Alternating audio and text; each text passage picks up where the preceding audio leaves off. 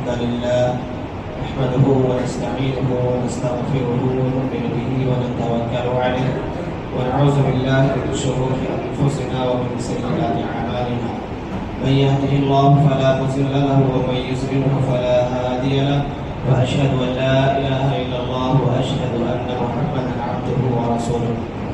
يا أيها الذين آمنوا اتقوا الله حق تقاته ولا تموتن إلا وأنتم مسلمون يا أيها الناس اتقوا ربكم الذي خلقكم من نفس واحدة وخلق منها زوجها وبث منهما رجالا كثيرا ونساء واتقوا الله الذي تساءلون به والأرحام إن الله كان عليكم رقيبا يا أيها الذين آمنوا اتقوا الله وقولوا قولا سديدا يصلح لكم أعمالكم ويغفر لكم ذنوبكم ومن يطع الله ورسوله فقد فاز فوزا عظيما أما بعد فإن خير الحديث كتاب الله وخير الهدي هدي محمد صلى الله عليه وسلم وشر الأمور محدثاتها وكل محدثة بدعة وكل بدعة ضلالة وكل ضلالة في النار أعوذ بالله من الشيطان الرجيم بسم الله الرحمن الرحيم أقم الصلاة لدلوك الشمس إلى غسق الليل وقرآن الفجر إن قرآن الفجر كان مشهودا معزز سامعین، بزرگوں، نوجوان ساتھیوں، پردہ-نشین اسلامی خواتین، گزشتہ جمعہ آپ کے سامنے نماز فجر کی پابندی کرنے والے لوگوں کے لیے کون کون سی بشارتیں اللہ اور اس کے رسول نے سنائی ہیں اس سلسلے میں بات رکھی گئی تھی۔ اللہ تبارک و تعالیٰ نے ہم انسانوں کو پیدا کیا، ہماری تخلیق فرمائی اور تخلیق کا مقصد اپنی عبادت کو بتایا۔ وما خلقت الجن والانس الا لیعبدون، اللہ نے کہا کہ ہم نے انسانوں کو اور جناتوں کو محض اپنی عبادت کے لیے پیدا فرمایا۔ عبادتوں میں سب سے اہم عبادت اور ایک بڑی عبادت اللہ تبارک و تعالیٰ نے ہمارے اوپر فرض قرار دیا وہ نماز ہے، اور نمازوں میں پنج وقتہ نمازوں میں خاص طور سے فجر کی نماز کی بڑی تاکید قرآن کے اندر، حدیث کے اندر اللہ کے نبی صلی اللہ علیہ وسلم نے بتائی، اور فجر کی نماز کی پابندی کرنے والوں کے لیے اللہ اور اس کے رسول نے خوشخبری اور بشارتیں سنائی، کیونکہ فجر کی نماز ایک ایسی نماز ہے جس سے ایک بندہ مومن کے اطاعت اور فرمانبرداری اپنی تسلیم و رضا اللہ رب العالمین کے سامنے ظاہر کرتا ہے، جس سے ایک مومن اور ایک منافق کے درمیان فرق ہوتا ہے۔ آئیے اسی سلسلے کو آگے بڑھاتے ہوئے جاننے کی کوشش کریں گے کہ اور کون کون سی وہ خوشخبری اور بشارتیں ہیں جو خاص طور سے نماز فجر کی پابندی کرنے والوں کے لیے آئی ہوئی ہے۔ 8 خوشخبری اس سے پہلے میں نے آپ کے سامنے رکھی تھی۔ 9ویں خوشخبری ہے نماز فجر کی پابندی کرنے والے لوگوں کے لیے ایک حج اور ایک عمرے کا ثواب۔ اللہ کے نبی صلی اللہ علیہ وسلم کی حدیث ہے سنن ترمذی کی 586، حضرت انس رضی اللہ عنہ راوی حدیث ہے۔ اللہ کے نبی صلی اللہ علیہ وسلم فرماتے ہیں من صلی الغداۃ ثم قعد یذکر اللہ حتى تطلع الشمس ثم صلى ركعتين كانت له كأجر حجة وعمرة قال رسول الله صلی اللہ علیہ وسلم تامة تامة تامة۔ اللہ کے نبی صلی اللہ علیہ وسلم نے فرمایا کہ جس شخص نے نماز فجر کو ادا کیا جماعت کے ساتھ، اور جماعت کے ساتھ نماز فجر ادا کرنے کے بعد اپنی جگہ پر وہ بیٹھا رہا، اللہ کو یاد کرتا رہا، ذکر میں لگا رہا، ذکر میں لگا رہنے کے بعد جب سورج طلوع ہوا تو اس نے 2 رکعتیں پڑھی، تو اللہ تبارک و تعالیٰ اس کو پورے ایک حج اور پورے ایک عمرے کا ثواب دیتا ہے۔ اللہ کے نبی صلی اللہ علیہ وسلم نے 3 دفعہ اس چیز کو دہرایا اور کہا تامتن تامتن تامتن، کہ اس کو مکمل ایک عمرے کا ثواب، مکمل ایک حج کا ثواب دیا جائے گا، مکمل ایک عمرے کا ثواب، مکمل ایک حج کا ثواب اس کو عطا کیا جائے گا۔ یہ اس شخص کو فضیلت حاصل ہوگی، اور یہ خوشخبری اس آدمی کے لیے ہے جو نماز فجر کی پابندی کرتے ہیں، باجماعت ادا کرتے ہیں، اور باجماعت ادا کرنے کے بعد وہ مسجد چھوڑ کے جلدی سے نہیں بھاگتے، بلکہ سورج طلوع ہونے کا انتظار کرتے ہیں، اور اس وقت میں، اس لمحے میں اللہ کو یاد کرتے ہیں۔ اللہ تبارک و تعالیٰ کو یاد کرنے کے بعد 2 رکعت و نفل پڑھ کے مسجد سے باہر ہوتے ہیں، اللہ تبارک و تعالیٰ اس کو مکمل ایک حج اور عمرے کا ثواب عطا فرماتا ہے۔ اب یہ حج اور مکمل عمرے کا ثواب اسی وقت حاصل ہوگی جب ہم اور آپ جماعت کے ساتھ فجر کی نماز کو ادا کریں گے۔ اب کوئی شخص گھر میں پڑھ لے یا اکیلے پڑھ لے، جماعت کے نکلنے کے بعد آ کر کے پڑھے اور وہ ذکر میں لگا رہے، پھر 2 رکعت پڑھ کر کے جائے، تو اس کو مکمل حج اور عمرے کا ثواب نہیں ملے گا۔ ثواب تو اس کو ملے گا، جو اس نے کیا ہے اس کا ثواب اس کو اللہ ضرور دے گا، لیکن مکمل ایک حج اور عمرے کا جو ثواب ہے وہ اس کو نہیں ملے گا، کیونکہ اس کے لیے جماعت میں شامل ہونا فرض ہے۔ نماز میں جماعت کے ساتھ ادا کرنا اس کو ضروری ہے، تب اس کو جا کر کے مکمل حج اور عمرے کا ثواب ملے گا۔ تو یہ ایک خوشخبری ہے جو نماز فجر کی پابندی کرنے والوں کے لیے اللہ کے نبی صلی اللہ علیہ وسلم نے سنائی ہے۔ 10ویں خوشخبری اور 10ویں بشارت نماز فجر کی پابندی کرنے والوں کے لیے یہ ہے کہ فرشتے ایسے لوگوں کے لیے مغفرت کی اور اللہ تبارک و تعالیٰ سے رحمت کی دعا کرتے ہیں۔ فرشتے مغفرت کی دعا کرتے ہیں اور رحمت کی دعا کرتے ہیں۔ مسند احمد کی حدیث ہے 1251، حضرت علی رضی اللہ عنہ راوی حدیث ہے۔ اللہ کے نبی صلی اللہ علیہ وسلم فرماتے ہیں من صلی الفجر ثم جلس فی مصلاہ صلت علیہ الملائکۃ وصلاتهم علیہ اللہم اغفر لہ اللہم ارحمہ۔ اللہ کے نبی صلی اللہ علیہ وسلم فرماتے ہیں کہ جو شخص نماز فجر کو پڑھتا ہے، نماز فجر کو ادا کرنے کے بعد اسی اپنی جگہ پر وہ بیٹھا رہتا ہے، اللہ تبارک و تعالیٰ کے فرشتے ایسے نمازیوں کے لیے دعا کرتے ہیں۔ وہ دعا کس چیز کی کرتے ہیں؟ اللہم اغفر لہ اللہم ارحمہ، اللہ تو اس بندے کو بخش دے، اللہ تو اس بندے کے اوپر رحم فرما۔ یہ بشارت ہے نماز فجر کی پابندی کرنے والے آدمی کے لیے۔ اب ذرا آپ سوچیں کہ جس آدمی کے حق میں اس کی مغفرت کے لیے فرشتے جو معصوم مخلوق ہیں،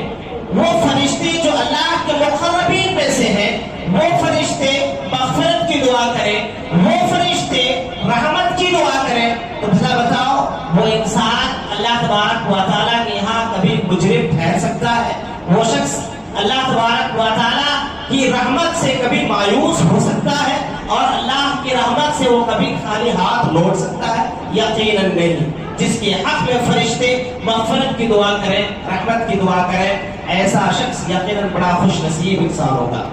تو یہ ایک بشارت ہے جو نماز فجر کی پابندی کرنے والوں لوگوں کے لیے۔ اسی طریقے سے 11ویں خوشخبری، 11ویں بشارت جو ہے نماز فجر کی پابندی کرنے والوں کے لیے، وہ یہ کہ نماز فجر کی پابندی کر کے اپنے کاروبار کے لیے نکلنا، اپنے کام کے لیے نکلنا، ایسے لوگوں کے لیے اللہ کے نبی صلی اللہ علیہ وسلم نے برکت کی دعا کی ہے، برکت کی دعا کی ہے۔ اللہ کے نبی صلی اللہ علیہ وسلم کی حدیث ہے سنن ابن ماجہ کی 2236، حضرت صخر الغامدی رضی اللہ عنہ ایک صحابی ہیں، وہ کہتے ہیں اللہ کے نبی صلی اللہ علیہ وسلم نے دعا فرمائی اللہم بارک لأمتی فی بکورہا، قال وکان اذا بعث سریۃ او جیشا بعثهم فی اول النہار، قال وکان صخر رجلا تاجرا فكان يبعث تجارته في اول النهار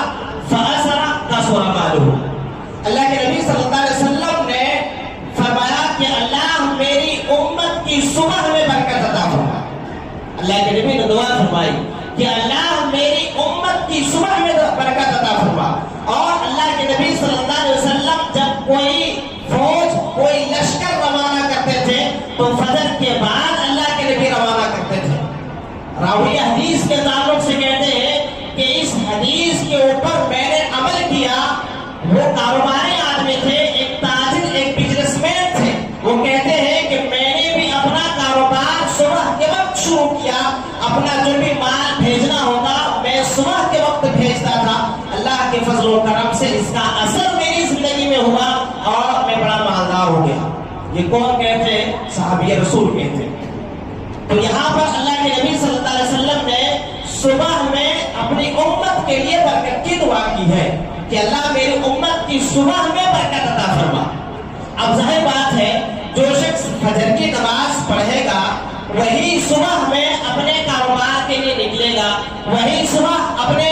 دوسرے کاموں کے لیے نکلے گا، اپنے بزنس کے لیے نکلے گا، مزدوری کرنا ہے تو مزدوری کے لیے نکلے گا۔ اور ایسے لوگوں کے لیے اللہ کے نبی صلی اللہ علیہ وسلم نے خوشخبری دی ہے اور ایسے لوگوں کے لیے بشارت سنائی۔ لیکن افسوس اس بات کا ہے کہ آج ہماری صبح کب ہوتی ہے؟ آج ہماری صبح بہت لیٹ ہوتی ہے، 10 بجے، 11 بجے، 9 بجے ہماری صبح ہوتی ہے۔ وہیں پر اگر ہم کو کوئی امپورٹنٹ کام کرنا ہو، اگر ہم کو کسی آفس میں انٹرویو کے لیے جانا ہو، اگر ہمیں کسی جاب کے لیے جانا ہو، اگر ہمیں بزنس میٹنگ کے لیے جانا ہو یا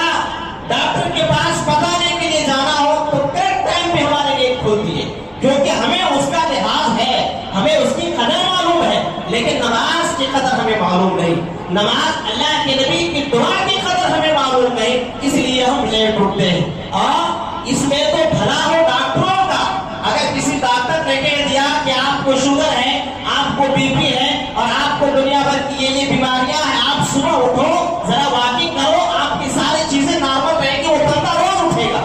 کیونکہ اس کو اپنی جان کی فکر ہے، نبی کے فرمان کی فکر نہیں ہے، نبی کی دعا اسے نہیں لینی ہے، اسے ڈاکٹر کی دوا لینی ہے، یہ منظور ہے۔ اور پھر اس سے بھی بڑی بات یہ ہے کہ گھر میں خواتین کا بھی یہی حال ہے، گھر میں خواتین ہماری عورتوں کا بھی یہی حال ہے۔ یہ تو بھلا ہو انگلش میڈیم اسکولوں کا، ورنہ پتہ نہیں ہماری عورتیں کب اٹھتی تھی۔ یہ صبح 8 بجے اسکول رکھنے کی وجہ سے صبح سویرے عورتوں کو خواتین کو اٹھنا پڑتا ہے کہ بچوں کو ریڈی کرنا ہے، تیار کرنا ہے، ناشتہ پکا کے دینا ہے، پھر لنچ باکس تیار کر کے دینا ہے، اس وجہ سے ان کو اٹھنا پڑتا ہے۔ یہ تو بھلا ہے اسکولوں کا، اگر یہ اسکولیں نہ ہوتے تو پتہ نہیں ہماری خواتین کب اٹھتی۔ تو یہ برکت اللہ کے نبی نے دعا کی ہے صبح کے وقت، یہ برکت ہمیں کب ملے گی؟ جب ہم فجر کی نماز کو پڑھنے کے لیے اٹھیں گے اور پھر نماز فجر کی ادائیگی کے بعد جو بھی جس کا مشغلہ ہے، جو جس کا کام ہے، کوئی کاروباری آدمی ہے، کوئی آفس والا آدمی ہے، کوئی مزدور قسم کا آدمی ہے، کوئی کچھ ہے، کوئی کچھ ہے، اپنے کام کے لیے وہ نکلے۔ انشاءاللہ اللہ کے نبی صلی اللہ علیہ وسلم کی دعا اسے ضرور لگے گی اور اس کا اثر اس کی زندگی میں ضرور دکھے گا۔ تو ایک یہ خوشخبری اور بشارت ہے کہ صبح جلدی اٹھ کر کے نماز فجر پڑھنے والوں کے لیے اللہ کے نبی صلی اللہ علیہ وسلم نے جو ہے برکت کی دعا مانگی ہے۔ اسی طریقے سے ایک خوشخبری، 12ویں خوشخبری اور بشارت یہ بھی ہے کہ جو شخص نماز فجر کو ادا کرتا ہے یہ شخص اپنے آپ کو منافقین کی صفوں سے الگ کر لیتا ہے، منافقوں کی صفات سے اپنے آپ کو پاک کر لیتا ہے۔ اور یہ بہت بڑی چیز ہے، یہ بہت بڑی چیز ہے کہ ایک بندہ مومن اپنے آپ کو منافقوں کی صف سے الگ کر لے۔ ایک مسلمان اپنے آپ کو نفاق کی جو صفتیں ہیں، جو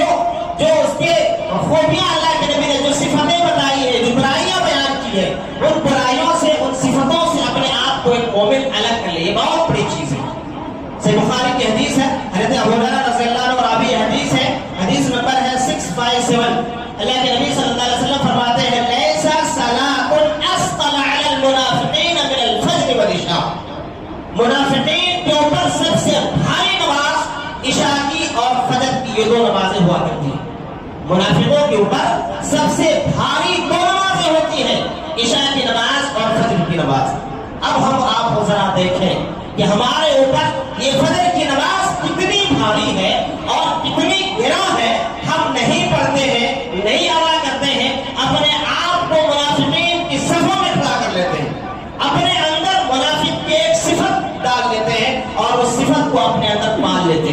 یہ کتنی بڑی بدنصیبی اور بدبختی ہے کہ اللہ کے نبی صلی اللہ علیہ وسلم ہمیں اور آپ کو منافقوں کی صفت سے الگ کرنے کے لیے اور منافقوں کی صف سے اپنے آپ کو الگ کرنے کے لیے ایک نسخہ بتاتے ہیں، اور ہم ہیں کہ ہم اسی کی صفوں میں شامل ہونا چاہتے ہیں۔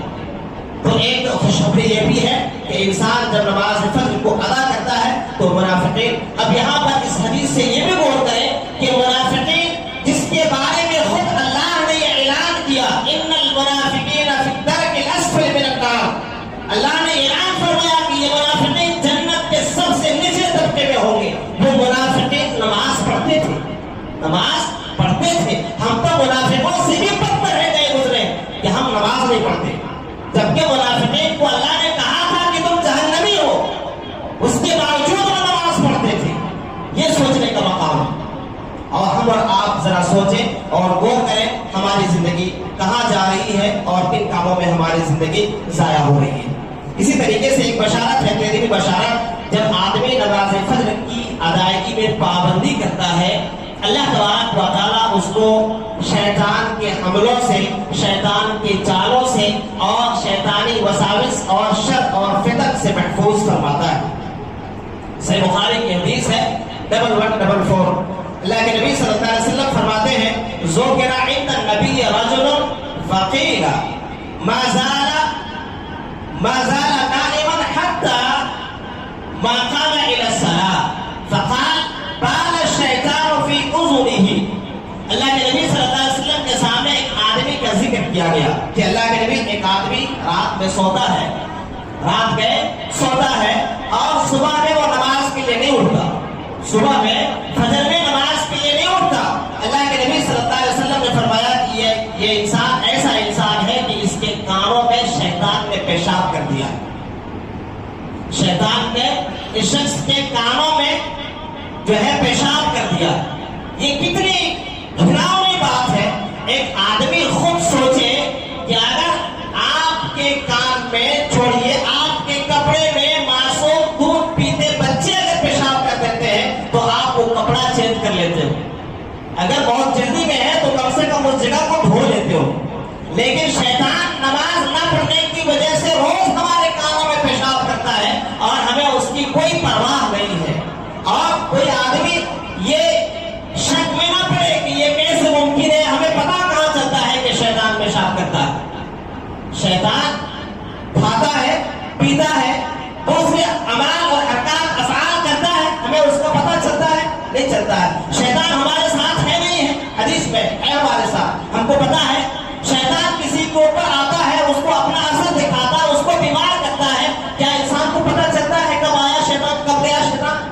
تو جب ساری چیزیں معلوم ہے تو جب شیطان کانوں میں پیشاب کرتا ہے تو کرتا ہے، حدیث میں ہے، اللہ کے نبی نے کہا ہے تو کہا ہے، اور یہ صحیح ہے، اگرچہ ہماری عقل اس چیز کو سمجھ نہیں پا رہی ہے۔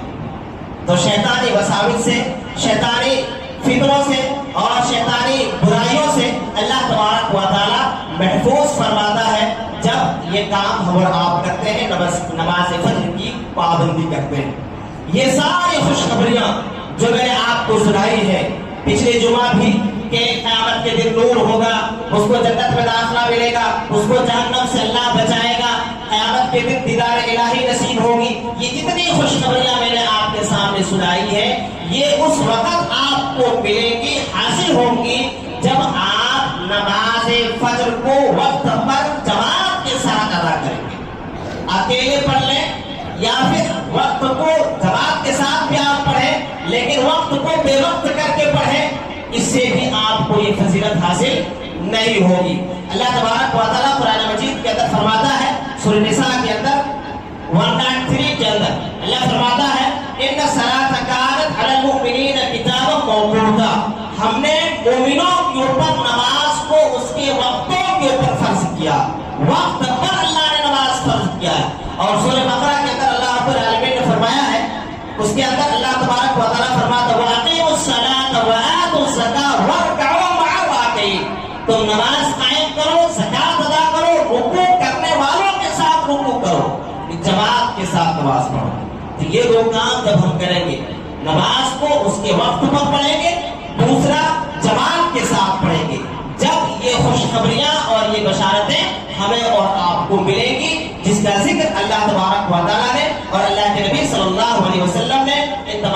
حدیث کے اندر بتایا ہے۔ لیکن ہم اس معاملے میں کتنے کوتاہ ہیں اور ہم اس معاملے میں کتنے غفلت کے شکار ہیں، کتنے سست ہیں۔ اللہ تبارک و تعالیٰ سورہ نور کے اندر ایک آیت ہے، آیت نمبر 41 اور 42، اللہ رب العالمین نے اس کے اندر فرمایا کہ دنیا کے اندر جتنے مخلوقات ہیں وہ سارے کے سارے اللہ کے لیے تسبیح بیان کرتے ہیں۔ اللہ فرماتا ہے الم تر ان اللہ یسبح له من فی السماوات والارض والطیر صافات كل قد علم صلاته وتسبيحه والله عليم بما يفعلون ولله ملك السماوات والارض والى الله المصير۔ اللہ رب العالمین نے کہا کہ زمینوں میں اور آسمانوں میں جتنی مخلوقات ہیں وہ ساری مخلوقات اللہ کے لیے تسبیح بیان کرتی ہیں، اور اللہ تبارک و تعالیٰ اس کی نماز کو اور اس کی تسبیح کو جانتا ہے، اور یہ انسان جو کچھ کرتے ہیں اللہ کو اس کا علم ہے۔ یہاں پر آپ غور کریں، اللہ رب العالمین نے کہا کہ ساری مخلوقات اللہ کے لیے تسبیح بیان کرتی ہے اور اللہ ان کی نماز کو جانتا ہے، یعنی ہر ایک مخلوق اللہ کی عبادت میں لگی ہوئی ہے، نماز پڑھ رہی ہے۔ اب ان مخلوقات میں گدھے اور گھوڑے بھی ہیں کہ نہیں ہیں، ان مخلوقات میں کتے اور بلیاں بھی ہیں کہ نہیں ہیں، اور نالیوں میں رہنے والے کیڑے بھی ہیں کہ نہیں ہیں، وہ ساری چیزیں اللہ کی مخلوق ہیں۔ تو ایک بلی بھی، ایک کتا بھی، ایک گھوڑا بھی، ایک گدھا بھی اللہ کی عبادت میں لگا ہوا ہے، اللہ کے لیے نماز پڑھ رہا ہے، اور ہم اور آپ ایسے انسان ہیں کہ ہم اور آپ نماز نہیں پڑھتے۔ در حقیقت اللہ رب العالمین نے اس آیت کریمہ کے انسانوں کو اور جناتوں کو یہی خبردار کیا ہے کہ وہ مخلوقات جن مخلوقات کو میں نے عقل و شعور نہیں دیا ہے، وہ مخلوقات جن کو ہم نے سوچنے اور ارادے کی آزادی نہیں دی ہے، وہ مخلوقات بھی اللہ کی عبادت میں لگی ہوئی ہے۔ اور اے انسانوں، اے جناتوں، ہم نے تم کو عقل دیا ہے، شعور دیا ہے، سوچنے سمجھنے کی طاقت دی ہے، اور ہم نے تمہیں ارادے کی آزادی دی ہے، اس کے باوجود تم اللہ کی عبادت نہیں کرتے ہو۔ یہ کتنی بڑی ناانصافی ہے، یہ کتنی بڑی ناانصافی ہے کہ اللہ ہمیں ساری چیزیں دے اور ہم اللہ کو یاد نہ کریں، اور جن مخلوقات کو اللہ نے عقل سے جو ہے نوازا ہی نہیں، وہ مخلوقات اللہ کے لیے عبادت کریں۔ اور آگے کی آیت میں جو اللہ رب العالمین نے کہا وَلِلَّهِ مُلْكُ السَّمَاوَاتِ وَالْأَرْضِ وَإِلَى اللَّهِ الْمَصِيرُ، اللہ نے کہا کہ زمین و آسمان میں اللہ ہی کی بادشاہت ہے، اللہ ہی کا حکم چلتا ہے، اور یاد رکھو تم سب کو میرے پاس آنا ہے، سب کو میرے پاس آنا ہے، اور یہ یاد رکھو کہ جب تم آؤ گے میرے پاس تو کیا لے کے تم آئے ہو، تم کس حال میں آ رہے ہو، تمہاری حالت کیا ہونی چاہیے، کیا تم اللہ کو اپنا چہرہ دکھانے کے لائق ہو یا نہیں ہو، یہ سوچ لو۔ ایک انسان اپنے باپ سے، ایک باپ اپنے بیٹے سے اگر ناراض ہوتا ہے، ایک باپ اپنے بیٹے سے ناراض ہوتا ہے، بیٹا گھر سے اگر جا رہا ہے تو ماں اور باپ اس کو جو ہے ڈراتے ہیں، ٹھیک ہے تم واپس گھر میں آؤ، ہم تم کو دیکھ لیتے ہیں، ہم تم کو دیکھ لیں گے، تم آؤ واپس۔ اللہ وہی کہہ رہا ہے وَإِلَى الْمَصِيرُ، تم اللہ کے پاس آنے والے ہو، تم سب کو میرے پاس آنا ہے، میں تم کو دیکھوں گا، کیا لے کے تم آ رہے ہو، کیا کر کے تم آ رہے ہو، کس حال میں تم آ رہے ہو، میں دیکھ لوں گا، اچھی طریقے سے دیکھ لوں گا۔ تو یہ ہمیں اور آپ کے لیے اللہ نے در حقیقت وارننگ کی ہے، اور یہ متنبہ کیا ہے اللہ نے کہ انسان کو اپنی زندگی اس انداز سے گزارنی چاہیے کہ اللہ تبارک و تعالیٰ کے پاس جب ہم جائیں تو ہمیں افسوس نہ ہو، اللہ رب العالمین کو ہم اپنا چہرہ دکھا سکیں، اور اللہ تبارک و تعالیٰ اس سے ہم اس حال میں ملیں کہ اللہ ہم سے راضی اور خوش ہو۔ اور پھر اس میں ایک بڑا مسئلہ یہ ہے کہ ہم نے نماز کو اپنے عقیدے سے الگ کر دیا، نماز عقیدے سے الگ ہو گئی ہے۔ ہم کیا سمجھتے ہیں، ہمارے پاس پکا عقیدہ ہے، ہم موحد ہیں، ہماری توحید بڑی مضبوط ہے، ہمیں کچھ کرنے کی ضرورت نہیں ہے۔ نہیں میرے بھائیو، یہ غلط فہمی ہے آپ کی،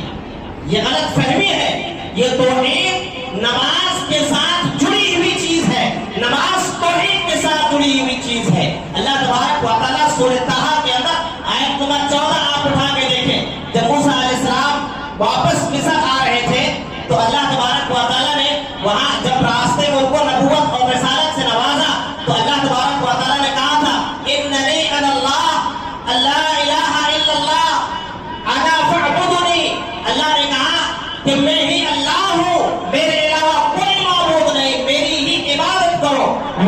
الصلاۃ لذکری، اور میرے ذکر کے لیے نماز قائم کرو۔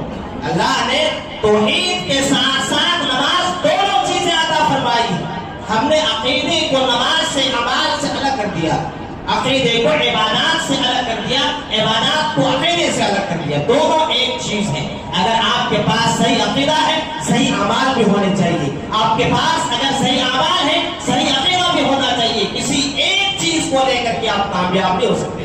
ہم اور آپ یہ بڑی غلط فہمی میں ہے کہ ہمارا عقیدہ درست ہے، ہماری توحید بڑی مضبوط ہے، ہم بڑے موحد ہیں، ہم اب کچھ کریں یا نہ کریں اللہ کی ہمارا بیڑا پار لگ جائے گا۔ یقیناً نہیں لگے گا۔ آپ بھی ان گنہگار لوگوں کے سب میں شامل ہوں گے جن گنہگاروں کے لیے اللہ رب العالمین نے جہنم کو تیار کر رکھا۔ تو دونوں چیزیں ایک ساتھ ہیں۔ تو اس غلط فہمی سے ہم اور آپ نکلیں۔ بہرحال کل ملا کی بات یہ ہے کہ